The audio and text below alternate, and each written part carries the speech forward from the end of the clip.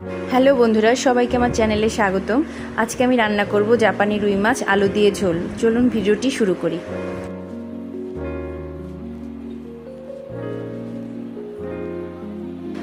মাছ আমি এখানে ভালো করে ধুয়ে নিয়েছি, হলুদ লবণ মেখে নেব।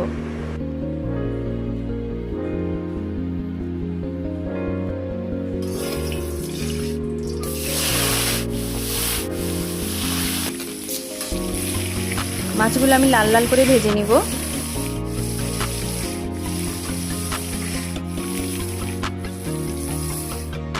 সব মাছ ভাজা হয়ে গেছে, আলুগুলো ভেজে নেব।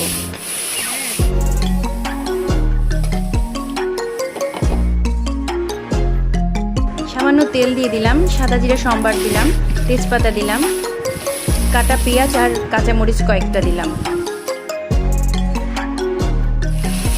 পেঁয়াজ বাটা দিয়ে দিলাম, লবণ দিয়ে দিলাম, আদা বাটা দিলাম, জিরার গুঁড়া দিলাম, ধনিয়ার গুঁড়া দিলাম, শুকনো মরিচের গুঁড়া দিলাম, হলুদ গুঁড়া দিলাম।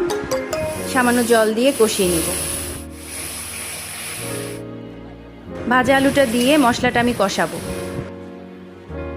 সামান্য জল দিয়ে আমি ঢেকে ঢেকে কষিয়ে নিয়েছি যাতে আলুটা সিদ্ধ হয়ে যায়।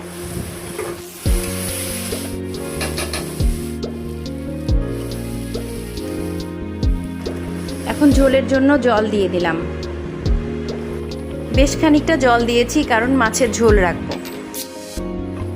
মাছ ভাজাগুলো দিয়ে দিলাম।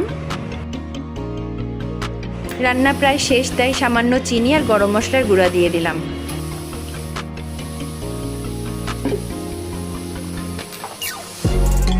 রান্না হয়ে গেছে।